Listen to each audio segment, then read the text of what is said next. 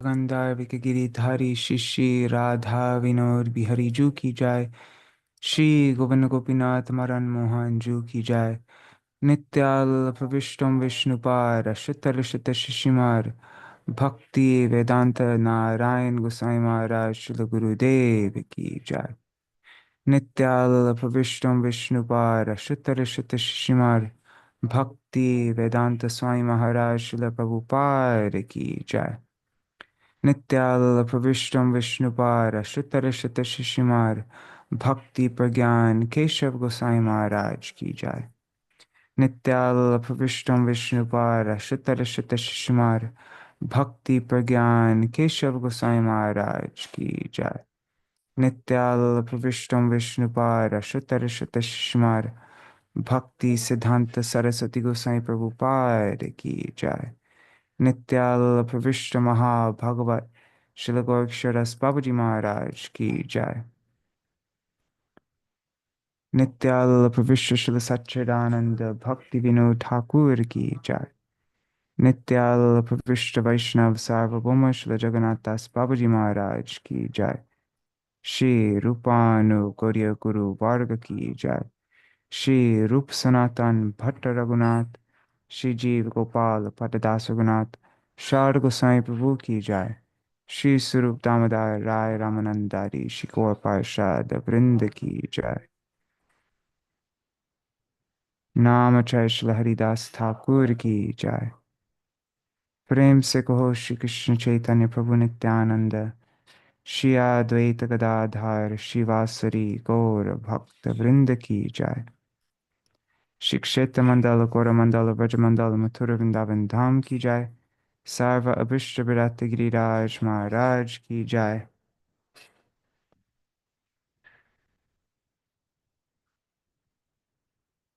श्री राधा कुंद श्याम कुंद की जय। श्री मुनि देवी गंग देवी की जय। श्री तुलसी महारानी वृंद देवी की जय। श्री भक्ति देवी की जय। श्री पूर्णमासी योगमाया की जय। श्री गोपेश्वर महादेव की जय। जय श्री हरि नाम संकीर्तन की जय। अनंत कोटि वैष्णव वृंद की जय। Shri Nitai Gaur Premanande Hari Hari Bol. Is this working? Can't even tell if this is, uh, not even sure if you can hear me. Let's see what is going on. Hey, it hasn't gone live. Sorry.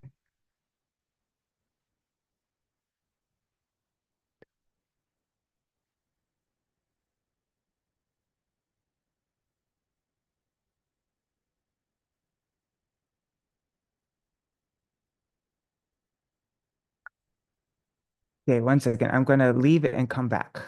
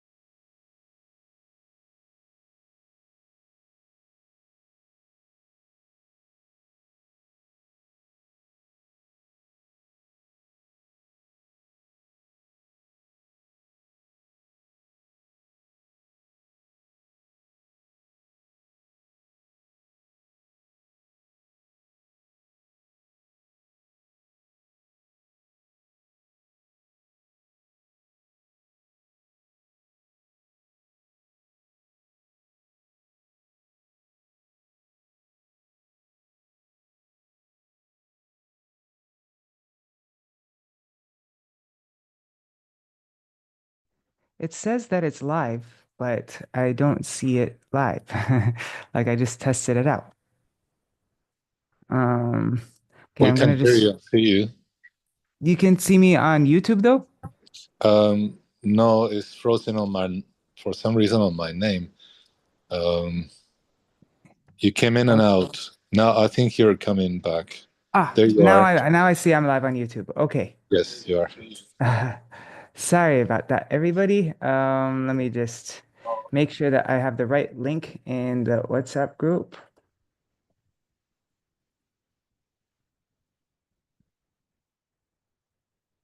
Okay. Use this link in what's let's say use this link for the YouTube video. Anyway, sorry. Oh God. Oh God. One second, one last thing.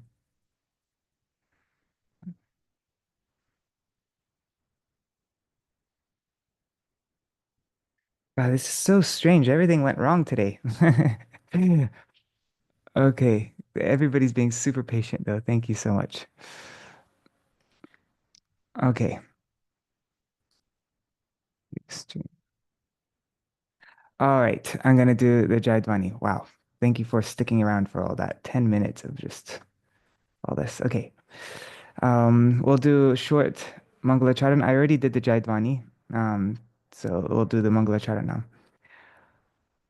Jnanatimirandasya Jnananjana Shalakaya Chakshurunmilitam Yena Tasmai Shri Guruve Namaha Guruve Gaurachandraya Radhikaya Tadalaye Krishnaya Krishna Bhaktaya Tadbhaktaya Namo Namaha Shri Siddhanta Saraswati Vidito Goriya Gurvanvaye Bhato Bhanuriva Prabhata Gagane Oops.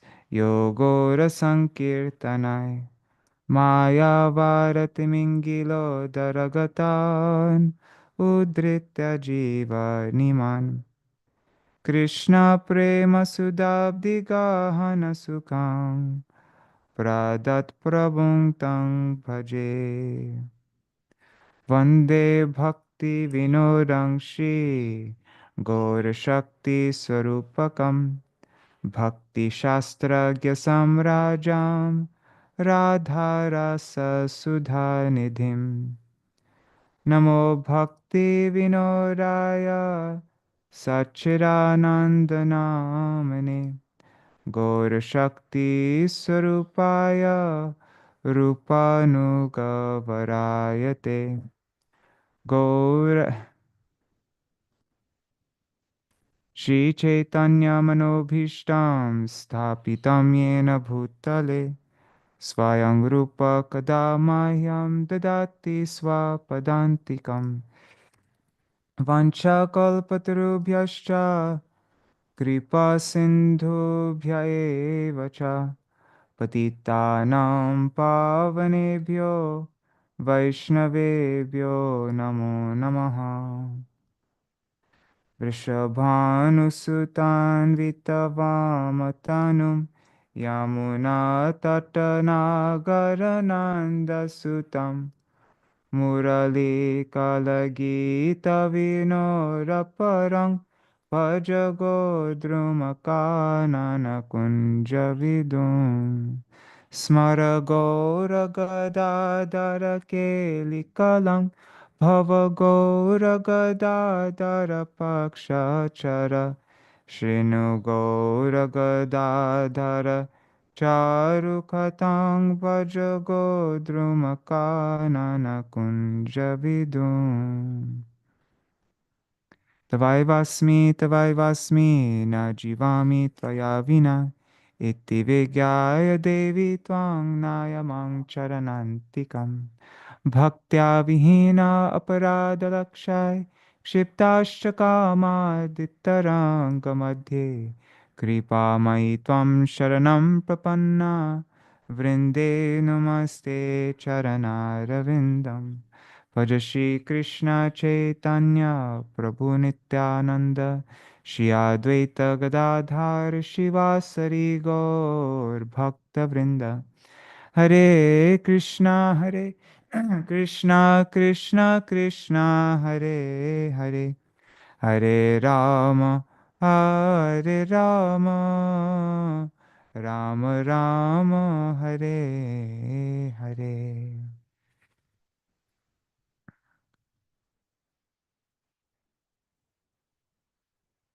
Hare Krishna, Dandavat Pranams, dear devotees, Ndri Hari Prabhu, Bhavatarani Mataji, Archana Mataji, Ashray Tattva Prabhu, Nitai Mukeshji, and um, I see Ganga Mataji, Rohini Nandan Prabhu.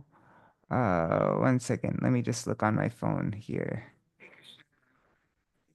All the chat didn't come up, but I'm checking on my phone right now. I see Vidyalala Sadidi, Raseshwari Mataji, Prajumna Prabhu, Mantramurti Mataji, and a bunch of other devotees. See 10 devotees on YouTube and Facebook. If you write a comment, I'll see your name. Vidyalala Sadidi is asking, are we doing the Dash Mula memorization today? That was what I was planning on doing originally. Oh, and there's my brother, Haribol Krishna Murari. That's what I was planning on doing yesterday. We're going to do a revision of I think we learned 3 verses or 4 verses from Dashmula Tattva. But I last minute changed my mind just because I wanted to, I just didn't feel ready to do it. My mind wasn't prepared.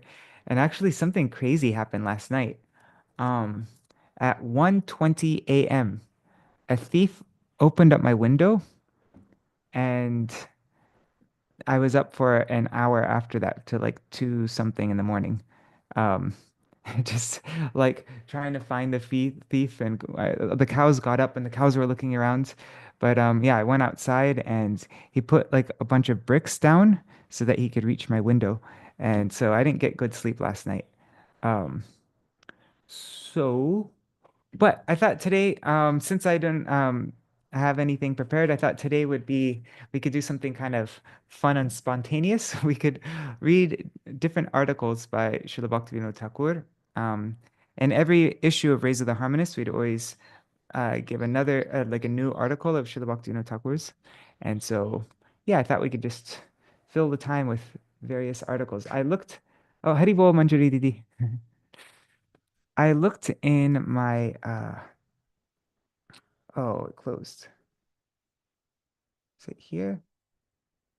Let's see. Yeah, so I put this together. If anybody wants access to it, I can share it with you. But this is all the Rays of the Harmonist issues, and you can filter it in different ways. So you can filter it by issue, by type, by all different ways, by author.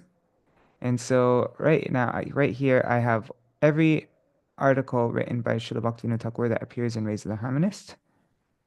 And I looked for all the articles that have to do with bhakti because I thought that might be a nice thing to read after we just finished Bhakti Tattva Vivek yesterday. And so, yeah, I found this one. I had to restart my computer.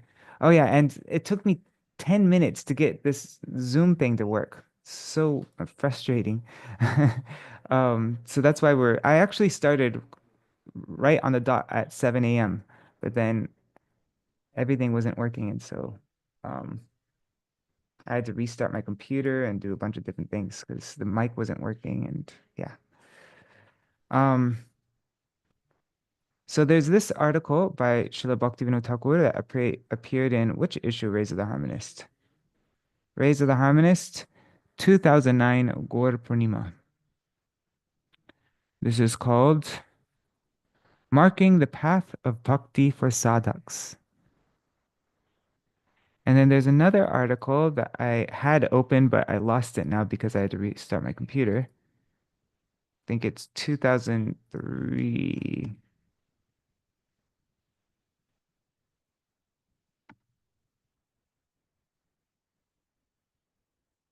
Anyways, we'll find it after.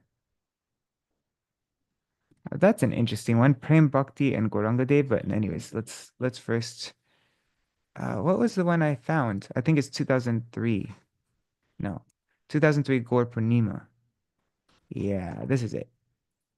I found it. Sargun and Bhakti. So these are similar topics to what we read in Bhakti Tattva Vivek. At first, I thought this was a Bhakti Tattva Vivek, like I thought this was from Bhakti Tattva Vivek, but I compared it just now and I noticed that it's a bit different. So this is Sargun and Bhakti. So good qualities and devotion. Remember when we were going through the chapter 3, we're going through the attributes of Bhakti. And the first two natural attributes of Bhakti that manifest is Kleshagni and Shubhada. So this article by Śrīla Bhaktivinoda Ṭhākura is on the topic of Shubhada. So I thought we can read this first. Maybe we should read this one first, marking the path of. Oh yeah, and I looked, and this was published as a separate article in Śrīla Bhaktivinoda Ṭhākura's Prabandhavali, but it's pretty much the same thing which we read in chapter 2. At the end of chapter 2, it mentioned there's a section called Offenses to Bhakti Devi. And so this was that. Maybe let's read this one first because this is in the order of how it appeared in Bhakti Tattva Vivek. So yeah, okay. We perform bhakti in many ways. We accept mantra from a guru belonging to an authorized sampradaya. Every day we mark our bodies with the 12 tilak markings and perform archan of Sri Krishna. We observe Akadashi, chant and remember the holy name according to our capability, and take darshan of holy places like Sri Vrindavan. However, when it comes to avoiding offenses to Bhakti Devi, we lack prudence. This is our great misfortune. And this is a completely different translation of the same thing. So when it comes to avoiding offenses to Bhakti Devi, we lack prudence. This is our great misfortune. Sriman Mahaprabhu instructed all the devotees about the symptoms of offensive behavior toward Bhakti Devi by describing the activities of Mukunda Datta. This description is found in Sri Chaitanya Bhagavat, Madhya Khanda 10, 185, 188, 190, 192, these verses. Kone dante trinaloy, kone jati mare, o khada jatiya beta na dekhibe more. Sometimes Mukunda is a perfect figure of humility, approaching me holding a straw in his teeth. But the next moment, he comes to strike me with an iron rod. I cannot bear to see that pretentious wretch. Prabhu bole, O beta, jokhon jatha jai, she mata katha kohi, tathai mishai. Sri Chaitanya Mahaprabhu continued, wherever that spineless rascal goes, he simply agrees with all of the philosophical views of whoever he is with, and comfortably mixes with those people. Vashishta paraye jabe advaiter sange, bhakti joge nache gai, trinakori dante. When he reads Yoga Vashishta in the company of impersonalists, he favors the impersonal Mayavad philosophy. But at other times, when he is among Vaishnavas, he rejects the Mayavad doctrine and tries to exhibit symptoms of bhakti by singing and dancing with perfect humility. Anya sampradaye giya jokhon sambhai, nahi mane bhakti jati maraye sadai. And again, in the company of any other sampradaya, he rejects the eternality of bhakti and invariably condemns the bhaktas with aggressive words. Bhakti stane uhar hoilo aparad, eteke uhar hoilo darshana badha. One who claims that the processes such as karma, jnana, and yoga are equal to bhakti, are even superior to it, are no better than one who strikes me with an iron rod. Such a person commits a serious offense at the feet of Bhakti Devi. Since the bhaktas of Bhagavan never extends their association to such offenders, I cannot agree to even see his face. Sri Mukunda Datta is an eternal associate of Bhagavan, so these words spoken about him by Sri Chaitanya Mahaprabhu are indeed mysterious. However, the heart of Mahaprabhu is infinitely deep and grave, so we should understand that his intention in speaking this way is to give a vital instruction. This is the instruction he's giving. Performing the limbs of bhakti merely by accepting diksha will not bring pleasure to Sri Krishna. One can only attain his favor if one has one-pointed faith in Ananya Bhakti. Ananya Bhakti. The word Ananya literally means without another. So Ananya Bhakti indicates devotional service to Sri Bhagavan unalloyed by any other doctrine. Exclusive devotion to Bhagavan. So only devotion to Bhagavan and devotion to only Bhagavan. I think it could be used both ways.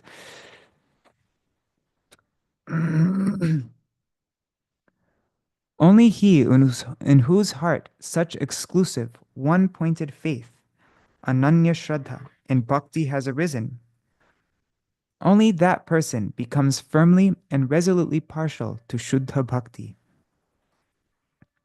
Such a person does not visit places where discussions on Shuddha Bhakti do not take place, but he situates himself with great relish in any place where the subject of Shuddha Bhakti is being discussed.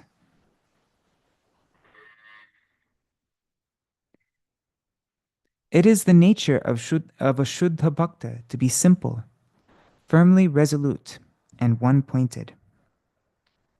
He never advocates discussing topics that oppose Shuddha Bhakti just to appease the masses or to gain a following. A Shuddha Bhakta is always indifferent to anything opposed to Shuddha Bhakti. Nowadays, many people do not fear committing the offense of acting in a way that opposes Shuddha Bhakti.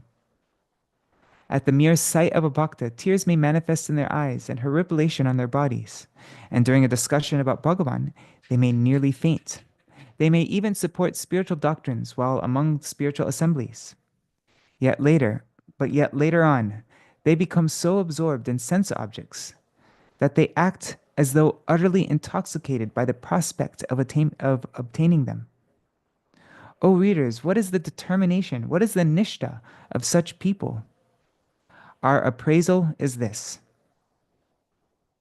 merely to obtain fame and recognition, pratishta, these people pretentiously exhibit some symptoms of devotional sentiment in front of the bhaktas.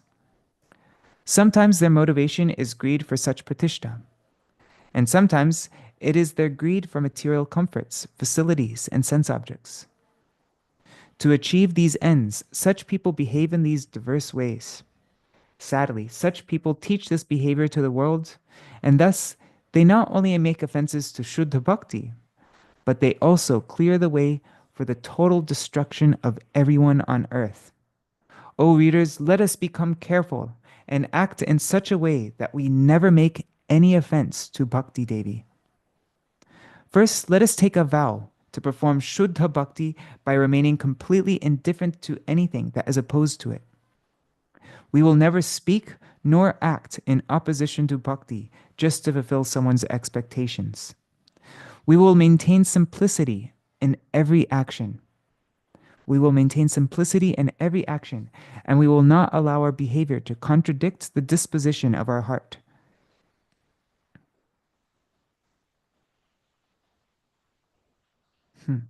This is important. We will not allow our behavior to contradict the disposition of our heart.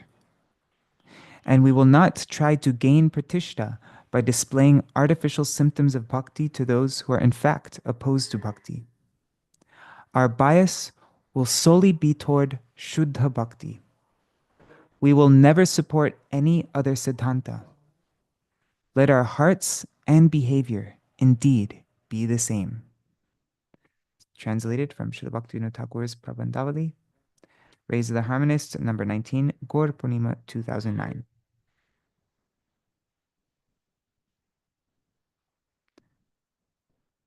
Let our hearts and behavior indeed be the same. Okay, so that was marking the path of bhakti for sadhaks.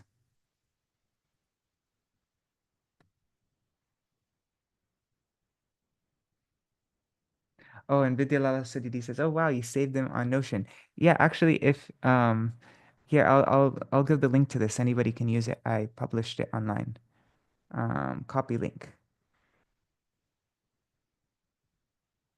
here. I'm just pasting it in the chat here on YouTube, and I'll also paste it here on Zoom chat. One second.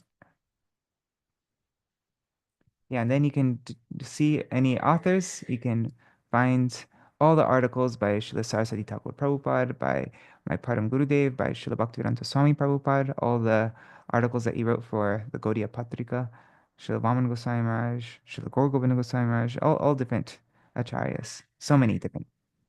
Yeah. And then once you find the article that you like, once you find the article that you want to read, then if you just go to on Google search, you just type in Rays of the Harmonists and then type in the number, and it should come up in search, the free PDF. And that's how I found these articles. So now we'll read Sargun and what was it? Sargun and Shuddha Bhakti, I think. Anyways, something like that. So, how many types of auspiciousness are there? In the book Shri Hari Bhakti Rasamrita Sindhu, it's interesting he added Hari to it instead of just Bhakti Rasamrita Sindhu. He said Shri Hari Bhakti Rasamrita Sindhu. Auspiciousness, Shubha Dattva. Auspiciousness has been described as one of the 6 glories of bhakti. Right? First was Kleshagni, then Shubhada, then Mokshalakutta Sadulabha, Sandarananda Visheshatma, and Shri Krishna Karshini. So number 2 was Shubhada. The question, how many kinds of auspiciousness are there, is answered as follows. This is Bhakti Rasamrita Sindhu, Eastern Division, Sadhan Lahari, verse number 28.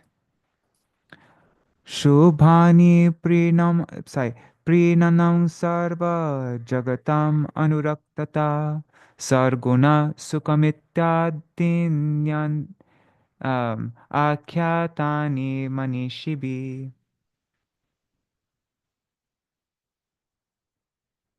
Okay.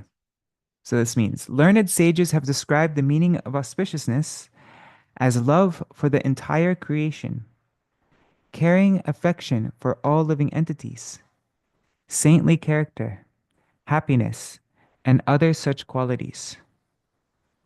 Huh. That's a different translation. This translation makes, yeah, that's a different translation than what we read in, what was it? Hari Bhakti Tattva Vivek. In Bhakti Tattva Vivek, it said, one who loves all living entities, and then all the living entities love that person. Right? Yeah, let's see. I'm just trying to find that verse. Oh, it is chapter 3.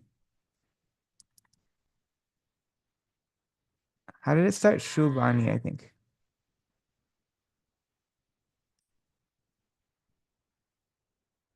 Anyways, sorry, I'm wasting time.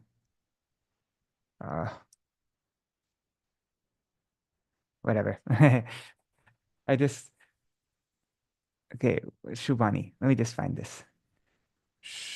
Shubhani. There it is. Let's see, how did it quote it here? It says, scholars define true auspiciousness, Shubha, as possessing love for all living entities and becoming the object of affection of all living entities, as well as possessing all good qualities, happiness, and other similar auspicious achievements. But this translation says, learned sages have described the meaning of auspiciousness as love for the entire creation and caring affection for all living entities. So I don't know which one is correct. I think this one is correct, though. Okay. The person in whom bhakti has arisen bestows affection to the whole world and becomes the object of attachment for everyone in the world. Well, that's that meaning right there. He becomes the object of attachment for everyone in the world. So maybe that's how Śrīla Bhaktivinoda Ṭhākura translated it. Anyways, he effortlessly becomes the recipient of all saintly qualities and attains all types of pure happiness and auspiciousness. Learned scholars have described all these attributes as symptoms of auspiciousness. All good qualities and the demigods themselves reside in Bhagavad Bhaktas. The following words of the Bhagavad describe that devotee who possesses all good qualities. This very famous verse, Yasyasti bhaktir bhagavatta kinchana sarvar gunaistatra samasate sura harav abhaktasya kuto maharguna manoratena satidhavato bahi. Srimad Bhagavatam, Canto 5, Chapter 18, verse 12. Means one who has unflinching devotion for the Supreme Personality of Godhead has all the good qualities of the demigods. But one who is not a devotee of the Lord has only material qualifications that are of little value.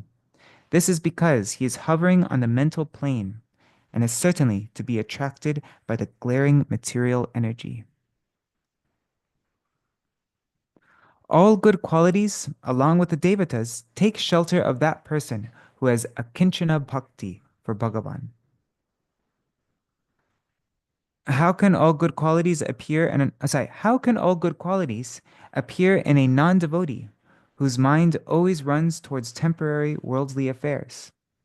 The Skanda Puran states, Etena hyarbuta vyadha tava hingsadayo guna hari bhakto pravrittaye natesyu paratapina. O hunter, good qualities like non-violence, which you have developed, are not very astonishing, for those who are engaged in Hari Bhakti are by nature never inclined to give pain to others. Antashuddhir bahishuddhis tapa shantyadayastata ami guna prapadyante hari seva bhikaminam. Internal and external purity, austerity, peacefulness, and so on. All these qualities take shelter of a person desiring to serve Hari. The good qualities of a Vaishnav. A list of good qualities have been compiled in Sri Chaitanya Charitamrita. Kripalu akritadroha satyasarasama nirdosha badanya mridu shuchi akinchana sarvapakaraka shanta krishnaika sharan akama nirihastira vijita shargun mitabhuk apramata manada amani gambhir karuna maitra kavi dakshamuni. That's Chaitanya Charitamrita Madhya Lila, chapter 22, verses 78 to 80. Devotees are always merciful, humble, truthful, equal to all, faultless, magnanimous, mild, and clean. They are without material possessions, and they perform welfare work for everyone. They are peaceful, exclusively surrendered to Krishna, and desireless. They are indifferent to material acquisitions and fixed in devotional service. They completely control the 6 bad qualities, lust, anger, greed, and so forth. They eat only as much as required, and they are not inebriated. They are respectful, grave, compassionate, and without false prestige. They are friendly, poetic, expert, and silent. All these good qualities accompany bhakti. Now the following question arises. Does Bhakti Devi manifest after the appearance of all these qualities?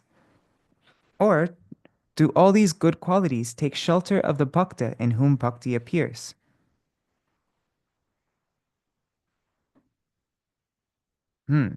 Does bhakti come first, or do these good qualities come first and then bhakti comes? What's the answer to the question? Let's see. All good qualities automatically appear in a bhakta. There is no need to endeavor for them. So automatically when we engage in bhakti, all these qualities will Yeah, they'll automatically come. We don't need to endeavor separately for them. Just focus on bhakti and everything else will happen automatically. The above question is answered as follows.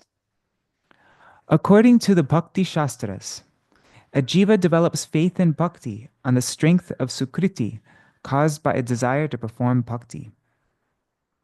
On attaining faith in bhakti, the jiva takes shelter at the feet of a sadhu and engages in bhajan.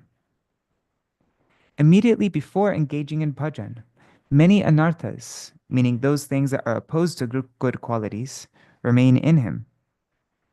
By the strength of bhakti and sadhu sangha, all anarthas effortlessly melt away while performing bhajan, and in their place, all good qualities naturally arise. Until anarthas are annihilated and auspicious qualities manifest, one remains on the stage of bhajan abhas, or nam abhas. As one performs shuddha bhajan, that is, when one chants shuddha nam, the pure holy name, anarthas are destroyed and simultaneously saintly qualities manifest. At this time, the sadhak has no taste for sinful activities or anarthas. For this reason, Sri Mahaprabhu said, Eka Krishna Name Kore Sarva Papa Koi Nava Vidha Bhakti Purna Nama Hoite Hoy. Sri Chaitanya Charitamrita Madhya Lila, chapter 15, verse 107. Simply by chanting the holy name of Krishna once, a person is relieved from all the reactions of a sinful life. One can complete the 9 processes of devotional service simply by chanting the holy name.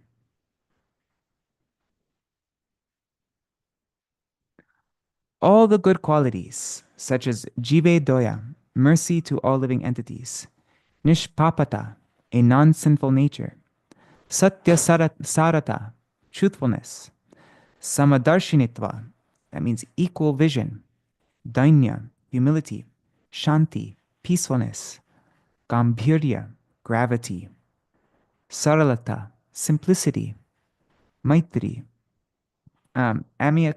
amiability, dakshata, expertise, asat katai, audasinya, indifference to mundane talk, pavitrata, purity, tucha kama tyag, the renunciation of useless work, and many others.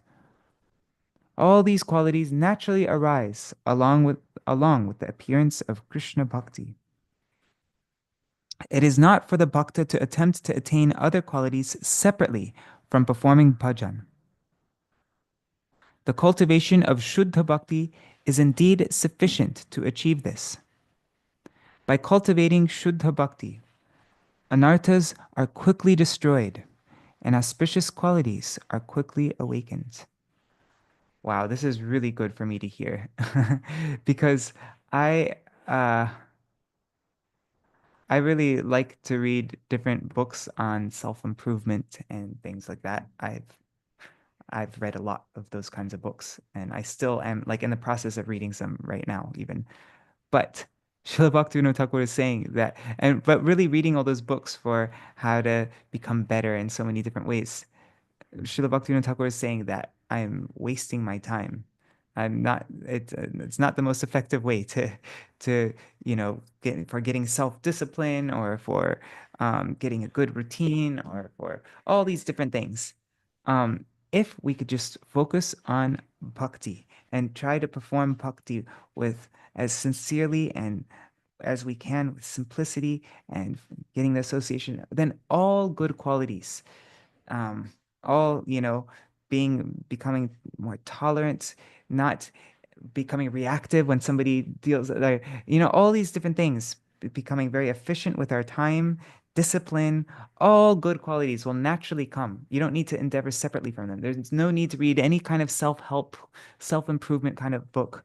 Um, Everything happens just through bhakti.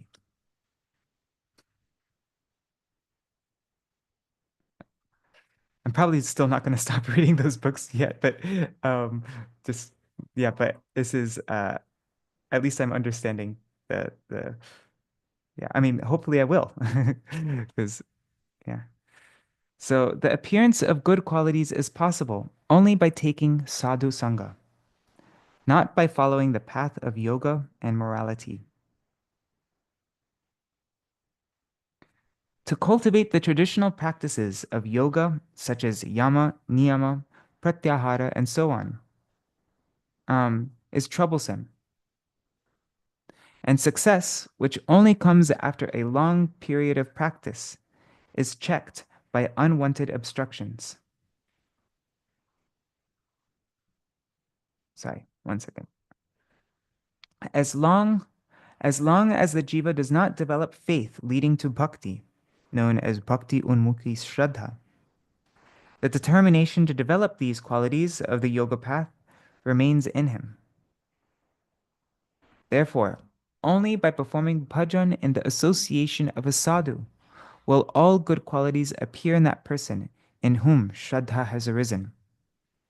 Auspicious qualities are cultivated on the paths of yoga and morality, but a bhakta does not need to separately cultivate them. Persons on other paths may attain all good qualities, but in the absence of bhakti, these qualities are like many ornaments on an ugly lady, and they can never actually be beautiful. On the other hand, if, by the mercy of a sadhu, they fortunately gain bhakti unmukhi shraddha, they will undoubtedly perform sadhan immediately to achieve uttama bhakti. The instruction to accept the shelter of Krishna bhakti and sadhu sangha. O brothers who are filled with good qualities, do not waste your time uselessly. Please make your life and dharma successful by taking shelter of the lotus feet of a devotee. This is the highest fruit of whatever auspicious qualities you have attained. It is incorrect to think that just by accumulating auspicious qualities, one will get bhakti. Auspicious qualities will automatically appear in a person who has bhakti. One may have all auspicious qualities other than having taken one pointed shelter of Krishna, Krishnaika Sharan. But until he develops faith in bhakti, he will not attain bhakti. Without possessing Krishna bhakti, even auspicious qualities are not glorious. You should know that the life of a jiva who is endowed with all auspicious qualities, but bereft of Krishna bhakti, is useless. This is translated from Sri Gaudiya Patrika, Year 1, Issue 8. Wow. That was an amazing article. Very helpful for me, especially.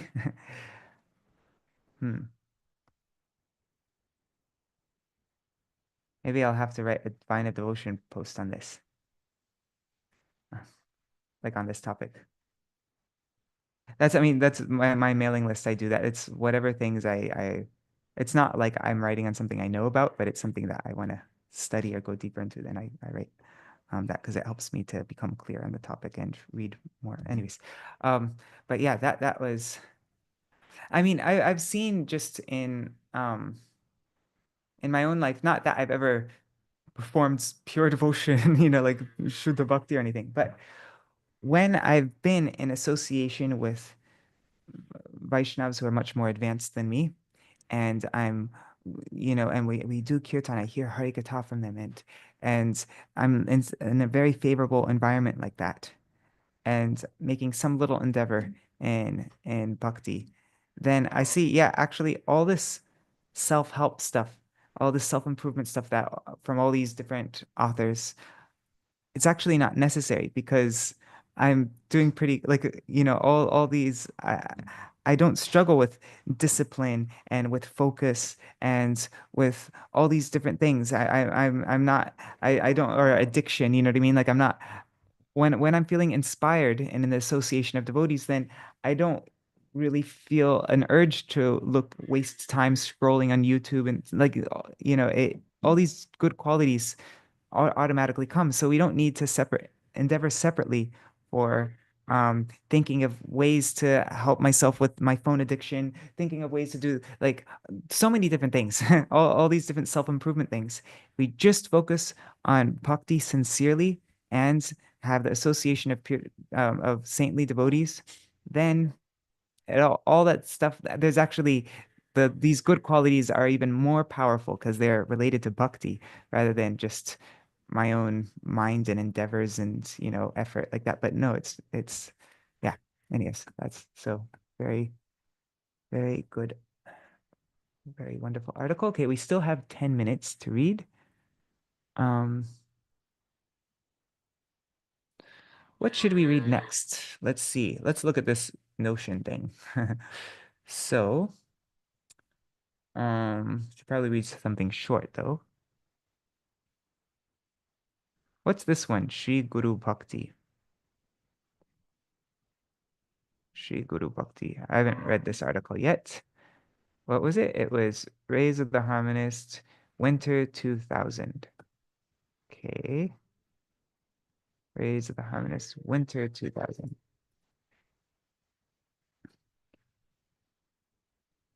And you see this folder I have with all these Rays of the Harmonist PDFs? I just went to purebhakti.com and all the PDFs are there. So I just downloaded them one by one. And so you can do that too if you like. Okay, Guru Bhakti. Yeah, this one doesn't seem too long. I think we can finish it soon. So,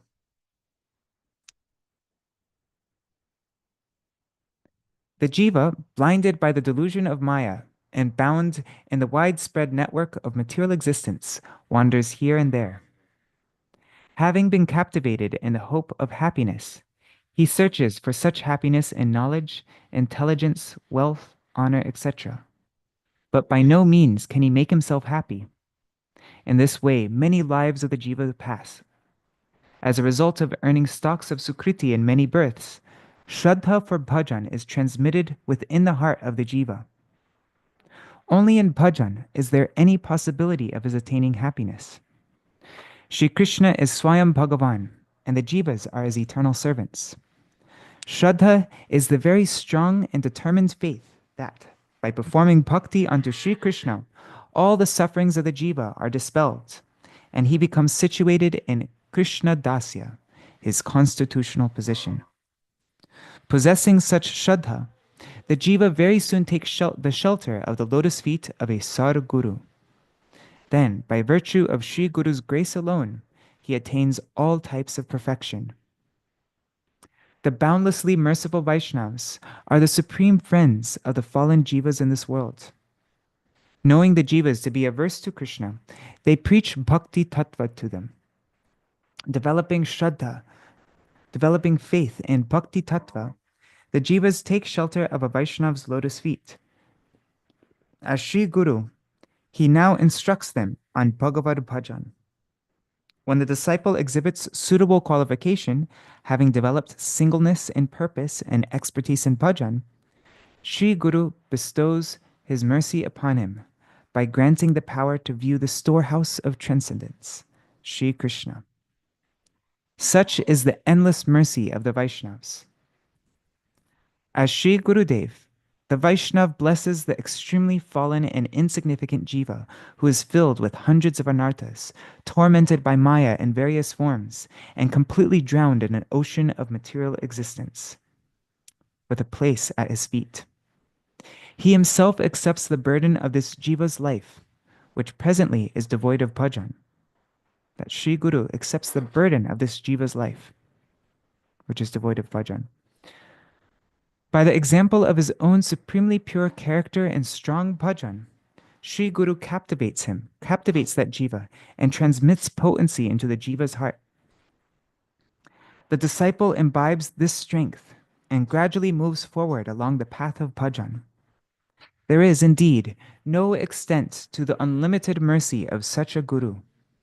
It is endless and wonderful, and for this reason, Narottam Thakur Mahashaya has written, Shri Guru Karuna Sindhu Adhama Janar Bandhu Lokanath Loker Jivan Ha ha Prabhu karo daya, deho more pada chaya, ebe josh ঘুকসুক ত্রিভুবন চকোদান দিলায় যে জন্মে জন্মে প্রভু সে দিব্য জ্ঞান হৃদয় প্রকাশিত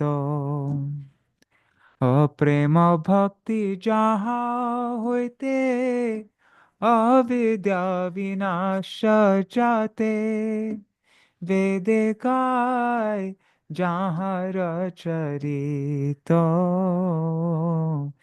বেদে গায় যাহার চরিত I think everybody knows the translations for these, right? The meaning of these two verses, so I'll skip that. I'll just read it. Why not? So Gurudev is an ocean of mercy, the friend of the fallen, the life and soul of everyone. O Master, be merciful. O Gurudev, give me the shade of your lotus feet. Your fame is spread all over the three worlds.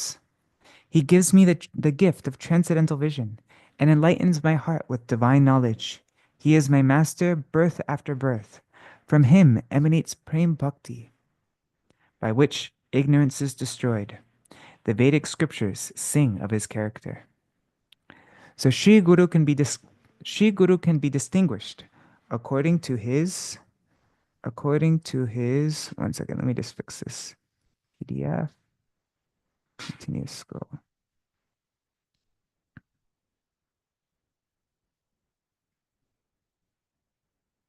Okay, so Sri Guru can be distinguished according to his two functions, as Diksha Guru and Shiksha Guru.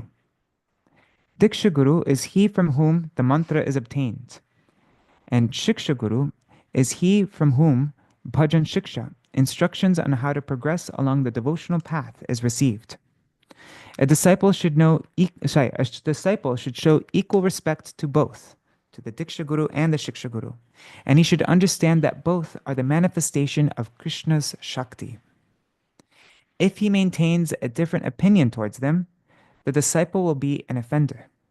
In Sri Chaitanya Charitamrita Adi Lila, chapter 1, verses 44 to 45, and also verse 47, it is said, Yadyapi Amar Guru Chaitanya Das, Tathapi Janiye Ami, Tahar Prakash, Guru Krishna Rupahan, Shastrer Pramane, Guru Rupe Krishna Kripa Koren Bhaktagane. Shiksha Guru Keta Jani Krishner Swarup, Antaryami Bhakta Shrestha E Dui Rup. I don't know why they keep on giving the translations as footnotes. Anyhow, let's see. Although I know that my spiritual master is a servant of Sri Chaitanya, I know him also to be a direct manifestation of the Lord. According to the deliberate opinion of all revealed scriptures, the spiritual master is none different from Krishna, who, in the form of the spiritual master, delivers his devotees. One should know the instructing spiritual master to be the personality of Krishna, who manifests himself as a supersoul and as his greatest devotee. So this is saying, yeah. So the Diksha Guru is Krishna Rup, and the Shiksha Guru is Krishna Swarup. I don't 100% understand the subtle difference between those though. Okay, Krishna Rup and Krishna Swarup. Okay. To consider Gurudev to be directly the Supreme Personality of Godhead is an offensive mentality, because such an idea leads to the conception of the jiva's oneness with Ishvar, like that of a Mayavadi. However, if one performs bhakti with the understanding that Sri Guru is the special manifestation of Sri Bhagavan himself, or his Shakti, then there will be no fault. Padmanabha Maharaj tells a story of when he was, actually I think it was right after he joined the movement. I think it was in the early 70s. A group of 3 sannyasis of Srila Prabhupada's, started worshipping Srila Prabhupada as Krishna himself. And Srila Prabhupada was so upset. Like so upset. Anyhow. I forgot. Srila Prabhupada had like a really strict, I forgot what he did actually. I have to ask Padma Maharaj again. But so, Sri Bhagavan, who is the embodiment of Prem, has manifested himself within Sri Gurudev and has given me initiation.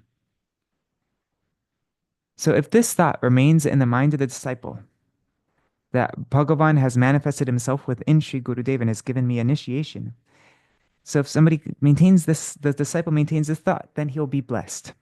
He will then nurture firm faith in the words of Sri Guru and develop unshakable devotion to him. Those jivas who are possessed of faith should take shelter of a Sadguru with great care and effort.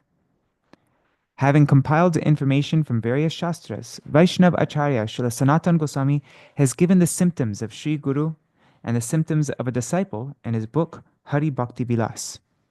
The purport of all such words of Shastra is that one who has a strong character stemming from bhakti, who is a Vishuddha Bhakta, a supremely pure devotee, and the best among the Bhagavats, is alone the Guru of the Jivas.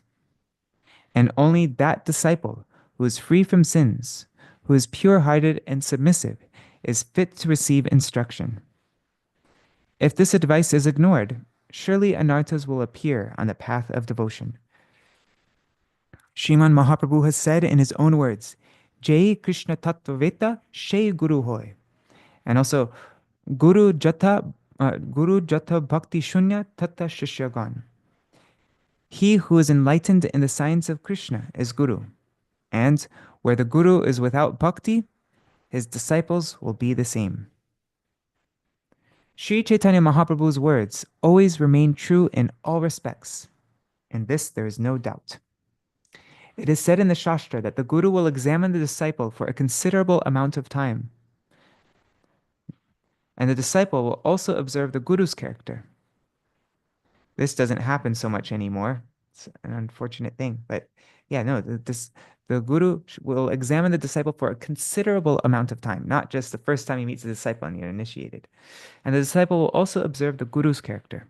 In this manner, after understanding the purity of each other, both of them will establish a relationship. The Guru-disciple relationship is not only for a few days. It will continue to exist even after this life.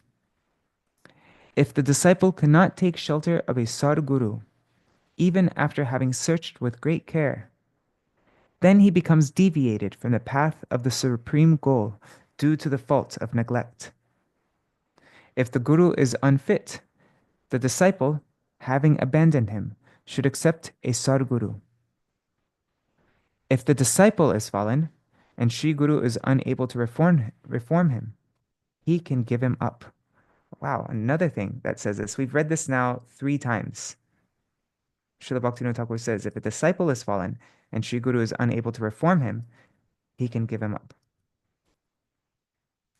It is appropriate for the disciple to follow with determined faith whatever instruction is given to him by Sri Gurudev. If the disciple fails to do so, and hears different instructions from various people due to the fault of unnecessary hinderings, he will be unable to do bhajan. If it appears that Sri Guru has given an order contrary to Shastra, then with a simple heart, the disciple should express himself at the feet of Sri Guru, and then reconcile it with the words of Shastra. However, if one does not carry out Sri Gurudev's directions with special care and firmness, the disciple by no means can attain his mercy. Wow, that's a very amazing instruction. If it appears that Guru has given an order contrary to Shastra, then the disciple shouldn't just keep it quiet to himself. No, he should bring it to Sri Guru. The disciple should express himself at the feet of Guru and then reconcile it with the words of Shastra. Shouldn't just harbor doubts and like that.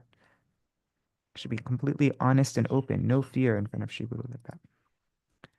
Simply by his desire, that Gurudev, who is the topmost of Bhagavats, can transmit potency within the heart of the disciple and thus make him a Param Bhagavat. And this is the end of the chapter. I know it's 4 minutes over time, but we're almost finished.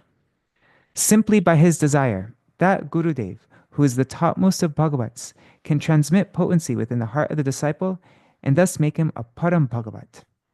Naturally, however, such inclination does not arise in Sri Gurudev to instill that potency in an unfit disciple.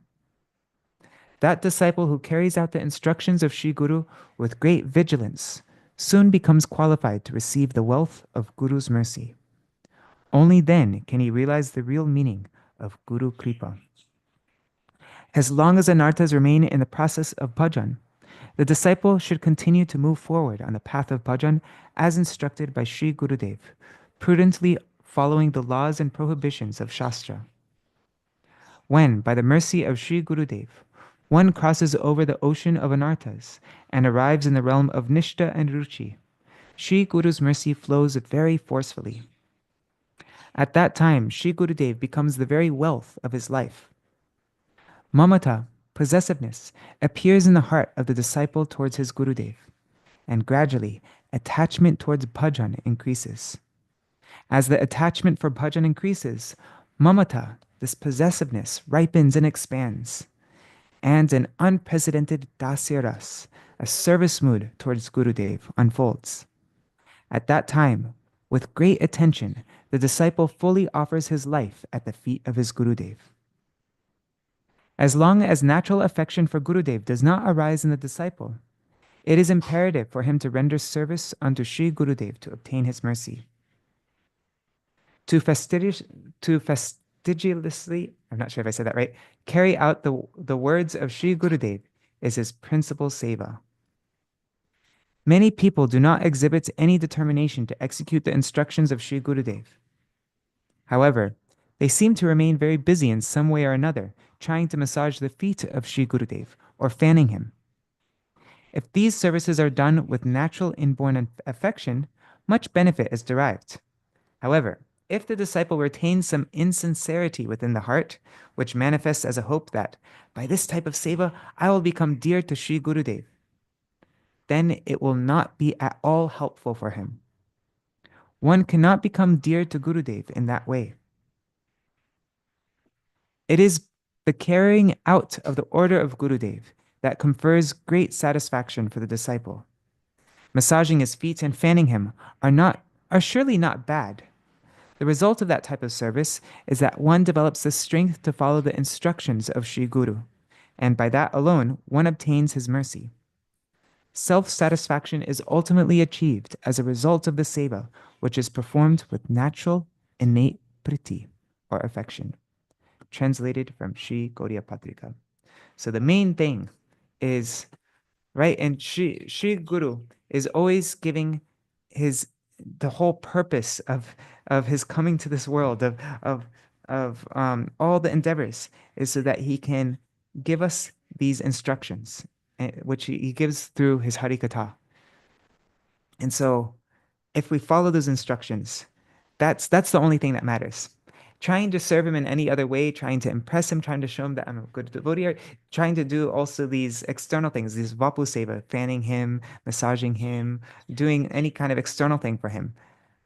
The only reason we do that is so that we can get enthusiastic, is so that we can develop some affection for him, so that we try even more to follow his instructions that he's giving through his Harikatha. But always the main thing is the instructions in the Harikatha. Yeah. And so we should see all his classes, everything that we read, everything that we hear, as these are direct instructions meant for just me, not for anybody else. This is just instructions for me to follow. This is the main thing. And then all the other external things are just to help me follow that, those main instructions that he gives in his Harikatha. That's what I understood from that. Oh, I'm just looking at the chat.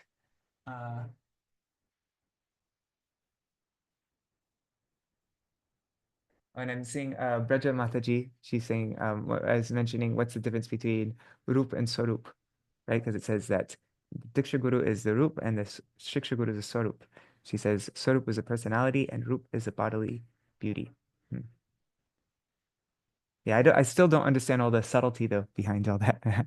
I'm just looking here in the chat. Manjari, what's she saying? She said, what? Okay, this is on the previous article that we read.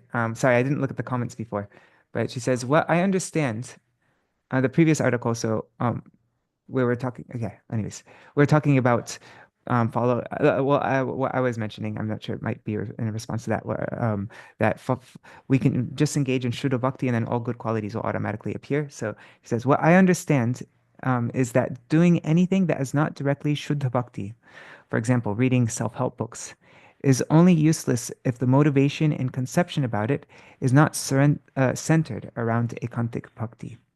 If ekantic bhakti is the center, then any activity, for example, learning how to use a new computer program, or learning painting, or other skills, etc., can be favorable or helpful. Yes, that's a very important point. That's like yukta vairagya, right? We want to use everything in Krishna service. I think there's a fine line there though. Like it's very true. Um, yeah, but we also have to be so careful. Like, yeah, it's easy to say that I'm using these self-help books in Krishna service, and so now I'm going to just read lots of self-help books because it's for Krishna service, you know. But but at the same time, lots of times it's not necessary because all those things that are given in the self-help books will be even achieved more powerfully through just focusing on bhakti, like the ability to focus and things like that. But uh, I think both things are there. It's like it's how far you go in the direction of like just because see that my problem is that I have I like reading these self-improvement things too much. And so I think like those instructions that Srila Bhaktivinoda Thakur mentioned in that article were directly for, like I feel is directly for me because it's something that I need to work on, like focusing more on the main thing, and then all those things that I'm striving to achieve, will happen automatically.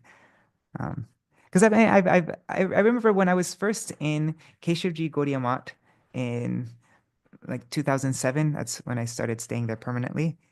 And I was like all these things that I'm trying to develop now through that I'm learning in these self-help books. I was I was pretty focused. I was very disciplined. I didn't have any like these addictions and stuff like that. Like all the things that I'm struggling with now, I didn't struggle with back then because I was feeling genuinely inspired. And I was with, really nice devotees and everything was, and so I didn't, there was like, for me at that time, there would have been no use for me to read any of those books. It wouldn't have helped me at all. But now because I'm not as inspired as I used to be and all that, now I'm like turning towards these books. But really, if I could just become inspired like I was back then I wouldn't need them. That's my thoughts. Um, but like Manjari is saying that, but it also doesn't mean that anything that's not directly Shastra can't be helpful in our service to Krishna. And so there has to be a balance, right? Um, yeah, Manjari, yeah, Haribol, excuse me, I'm pretty sick, so it's hard to speak. I wanted to say that there's this famous darshan where Srila Gurudev, he asks the devotees, they're discussing Shuddha Bhakti, discussing Raganuga Bhakti, and Gurudev says, if you're cold and you go get a blanket to wrap around you, is it bhakti or not?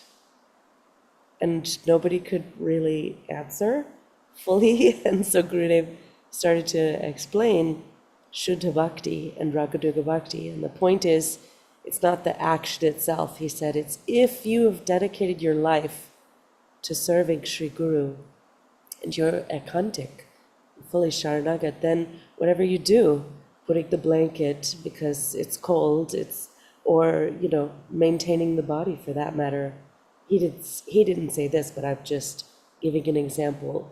Brushing your teeth, maintaining the body, some exercise, taking medicine, or working your job at maintaining your family members, like that all can be part of Shuddha Bhakti if that internal Sharanagati is there. So this is the example, and I always remembered that.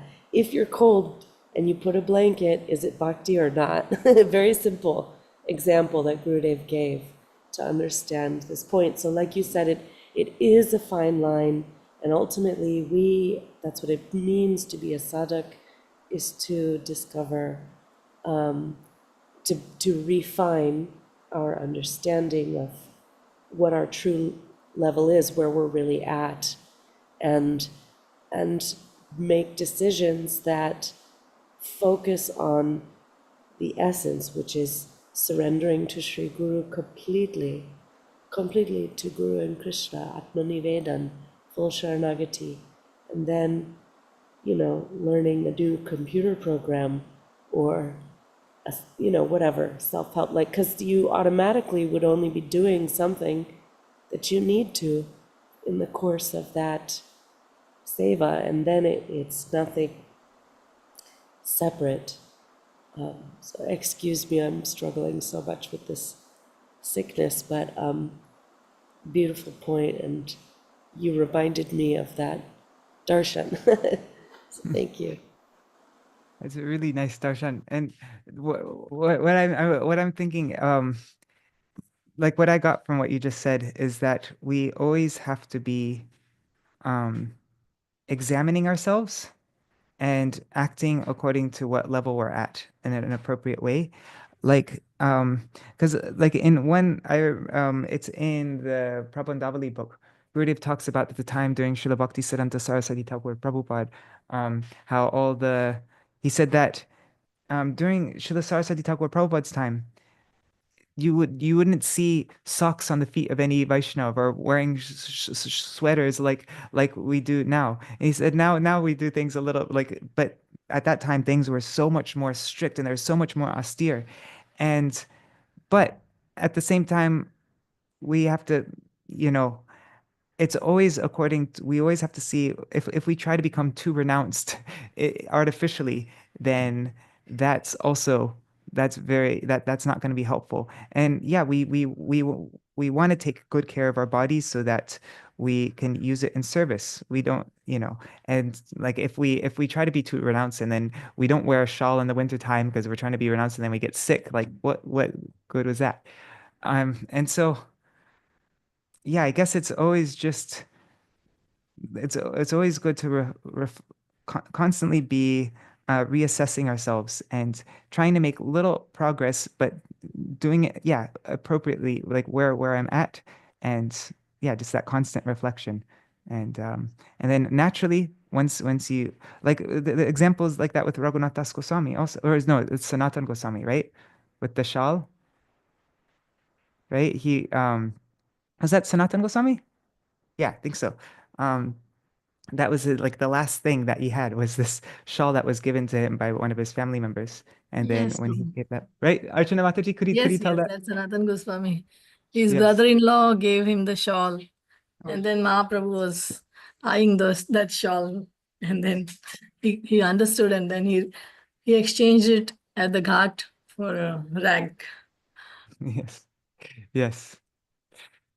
And we see an example of Sanatan Goswami. First, he would accept the money from his um, father and uncle, and he would use that money in Vaishnav Seva. But then, in a very appropriate, natural way, once his like internally his renunciation developed more, then he even stopped accepting any money from his father, family members, even for Vaishnav Seva. He stopped that even, but he did it all at the appropriate times.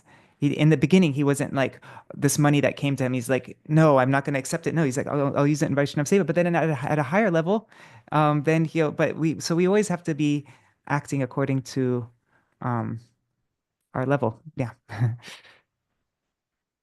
I tell a little story? Yes. Okay. This is Vrindavan, 1976, the beginning of it.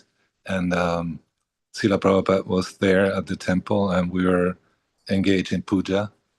And but one morning, everything was late. Nobody was there. Everybody was sick. And Prabhupada said, "What's going on?" and they said, well, Prabhupada, we try to follow the instruction that we should bathe in cold water in the morning. But everybody was getting sick. So Prabhupada said, what is most important here? So we had to use common sense. Yes, Guru's instructions are very important to follow. So he said, go take a hot shower if you need to, so you'll be clean, you'll be on time, and the main purpose of serving the Lord will be fulfilled. Yes. Wow. Thank you. I remember on Bengal Prachar with went on Bengal Prachar with Tirtha Maharaj, and there was a meeting. They were discussing all these things about the I don't know, just like official things, the parikrama, blah blah blah. And then all of a sudden in the meeting, they I forgot who it was, but they turned to Damodar, and Damodar was the pujari, and he said, in the morning time, don't take a full bath, even though he was a pujari. But he said, don't take a full bath because it was winter and it was cold. And he's like, because then if you get sick, then who will be able to continue on the Thakurji seva? So he would just take like a partial bath, but not like a full bath. Because it wasn't possible to get warm water. It was like too difficult to arrange that. And but I was like, whoa, even if I mean, actually Damodar didn't follow that. I didn't either, because we didn't get sick and we could take, but I just thought it was really, yeah, that was kind of a the glories of being young. In Mayapur, when we got there, it was so austere, and the bathroom wasn't as big. They couldn't, contain all the amount of brahmacharis who were there trying to take a bath. So I found a pump, manual, pump, water pump, and we used to just get under it, and with the right hand or left hand, if you're left-handed, pump the water pump and take bath that way, and there we went. But sometimes the pump water is not as so cold, like it's a little bit warm. That's why we were able to do that. It wasn't like freezing cold water, and the winter isn't like way too intense in Bengal, so it was still manageable. But yeah, it wasn't like freezing water at all. That's why we were able to do it. But yeah, we were in Mayapur. We're doing that. Yeah. All right, so it's now 8:20. It's a bit overtime. I think maybe that we can unless there's any more points that anybody wants to mention, but I'm also just thinking really quick for tomorrow. There are two options of things that we could read. One was I was thinking of reading Shikshashtakam, and the other is this book called, somebody suggested it on Facebook and I checked it out. It's called Shri Krishna Bhajanamrita by Narahari Sarkar Thakur, and Śrīla Bhaktivinoda Ṭhākura writes a commentary on that. And it looked very interesting. A lot about the guru-disciple relationship, and it's interesting. And so, and it's not way too long. That was 10,000 words. I put it all together.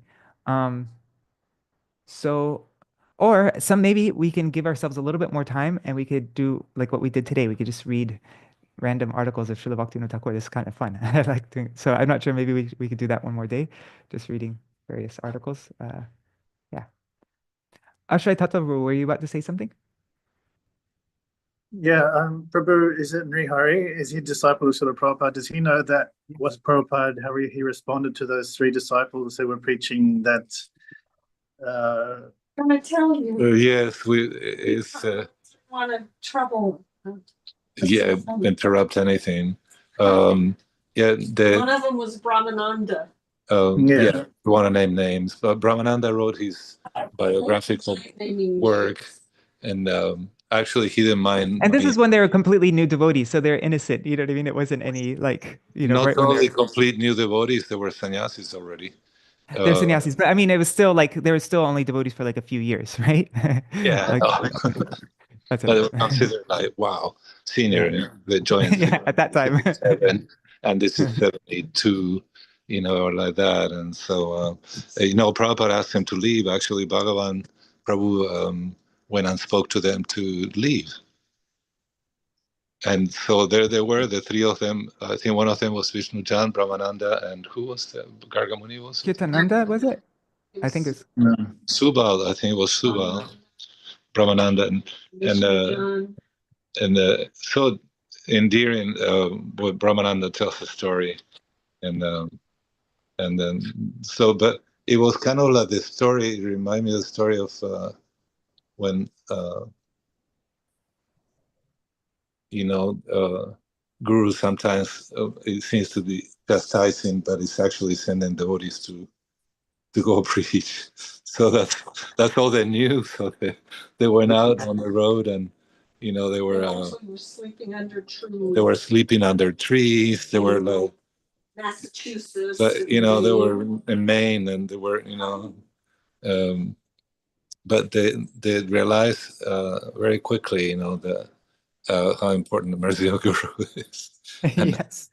and how to really understand this the tattva, the subtle tattva. But yeah, Prabhupada was very upset, and he threw him out. But I'm trying. Do you remember about Trini,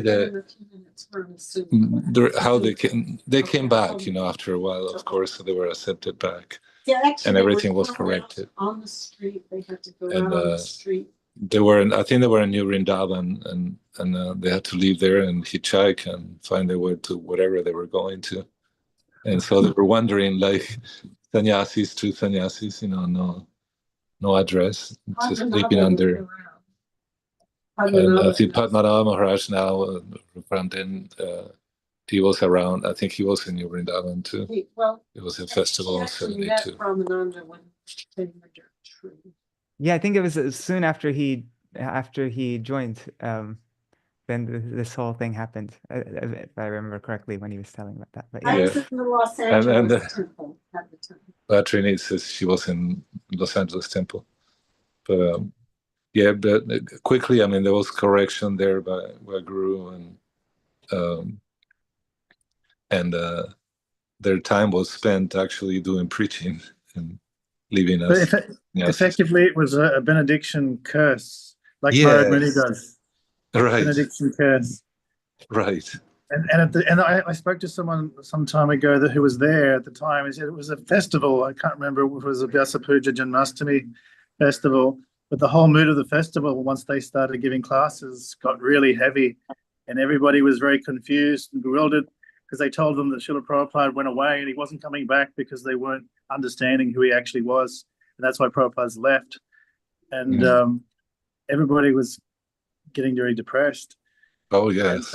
So sending them away was protecting the devotees, the other devotees, but at the same time putting them in a situation where they had to fully depend upon Krishna because they had been cut off from the movement. Yes. And they benefited from it. What a more powerful way to teach, the appropriate way to have a relationship with Shri Guru, the appropriate way to worship Shri Gurudev, right? And I'm sure that just after something so devastating like that, then they really took up this okay, we need to understand Guru Tattva, and really and that's the most important thing, right? In the beginning is we have to understand Guru Tattva completely thoroughly, and so.